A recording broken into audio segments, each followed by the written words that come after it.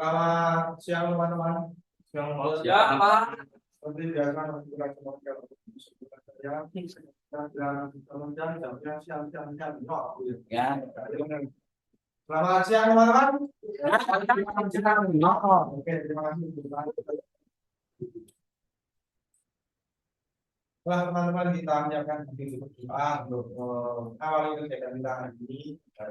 Materi yang saya sampaikan dapat diterima dengan baik teman-teman, dapat diaplikasikan di kehidupan sekolahnya.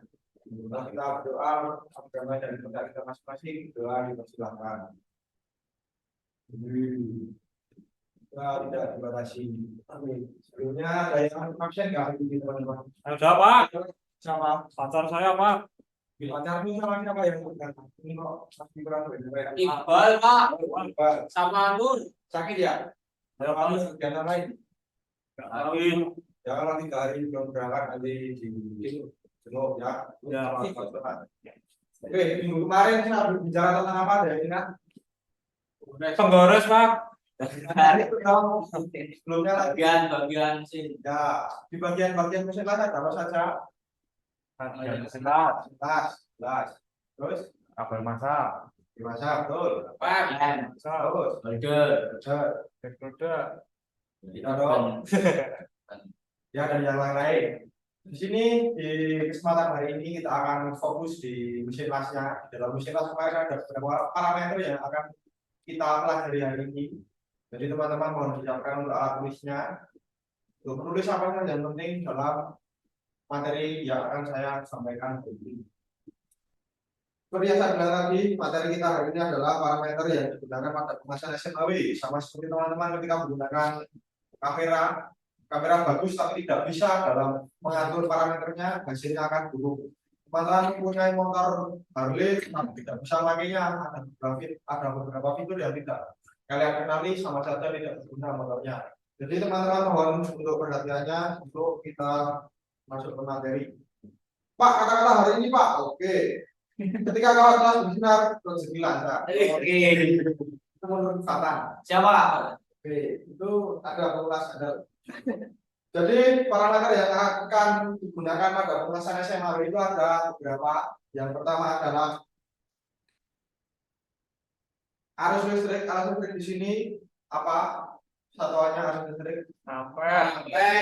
Bisa dilihat gambar di tabel ampere. Arus listrik itu dipakai berdasarkan benda yang akan dilas. Dan penyetelannya itu ada di bagian mesin las. Biasanya kalau mesin las kuno itu masih pakai engkol. Kalau teman-teman merasakan di SMK daerah terutama itu mesin lasnya kalau mengatur arusnya itu masih di engkol dan analog untuk menunjuk arusnya. Kalau mesin las zaman sekarang sudah pakai shifter knob itu yang diputar-putar dan digital. Itu ya teman-teman. Ya, dan untuk penggunaannya bisa dilihat di tabel. Untuk jangkauan elektrik sudah 2,4 sampai 8 mm.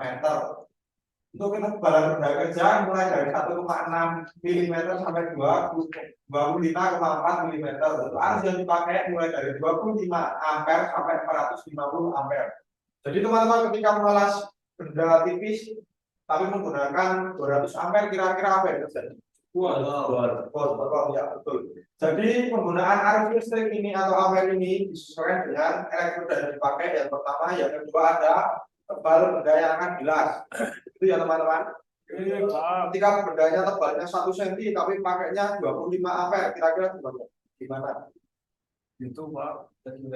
Nah itu kalau bahasa bengkelnya ramatan. Jadi cuma belur-belur tok. Bisa melebur, tidak terjadi fusi. Itu teman-teman. Lanjut ke materi yang kedua, yaitu tegangan listrik. Tegangan listrik di sini ada yang tahu satuannya apa? Tegangan listrik itu voltage dapat diukur sebagai proses pengelasan. Jadi kan input dari mesin las itu dari listrik PLN. Listrik PLN itu ada yang tahu berapa volt? 220 betul. Ketika 220 itu langsung disalurkan ke benda kerja, kira-kira apa yang terjadi? Setrum. Tidak dong, dipelonjok dong benda kerjanya. Jadi di parameter tegangan listrik ini mesin las itu berfungsi untuk menurunkan voltage dari 220 atau 240 volt menjadi sekitar 40 sampai 50 volt. Ketika kita sudah mulai mengelas itu akan turun sampai ke sekitar 8 sampai 6 volt seperti itu. Udah apa masih ada? Udah Pak. Oh ya. Jadi gitu. Apa tadi masih ada? Dari 220 ke 40 volt. Terus ke 36. Nah, betul sekali. Terima kasih. Jadi itu parameter tegangan listrik yang diatur oleh mesin gas itu dari 220 atau 240 volt menjadi 40 sampai 50 volt menjadi 18 sampai 36 volt pada saat digunakan mengelas. Oke, lanjut. Dan selanjutnya ada panjang busur listrik atau arc length. Mungkin ada yang tahu jarak dari elektroda sampai ke benda kerja itu berapa meter? Meter. Kira-kira kalau semeter itu gimana teman-teman? Apakah kan terjadi goresan atau busur listrik? Tidak ada. Jelas tidak. Jadi panjang busur las itu sangat menentukan masukan panas baik terhadap benda kerja maupun elektroda yang diperlukan dalam proses pengelasan.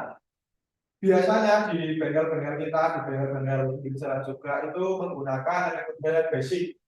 Jadi jarak antara elektroda dan benda kerja itu antara setengah diameter elektroda. Jadi kalau teman-teman menggunakan diameter elektroda 3,2, jaraknya berapa? 16. Nah, betul 16. Kalau teman-teman menggunakan elektroda 2,6, jaraknya berapa?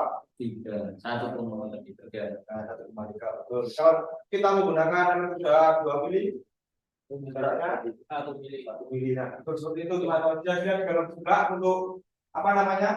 Ketika pengaruh arc length itu kalau elektrodanya terlalu apa namanya jaraknya terlalu lebar itu akan terjadi undercut dari sekitarnya banyak. Ketika terlalu dekat itu deposito gas lasan itu tidak terjadi fusi atau cuma belum tidak matang busur begalnya seperti itu. Jadi seperti itu teman-teman pengaruh dari arc length untuk di tabel di bawah ini penggunaan arc length berdasarkan tipe elektroda yang dipakai.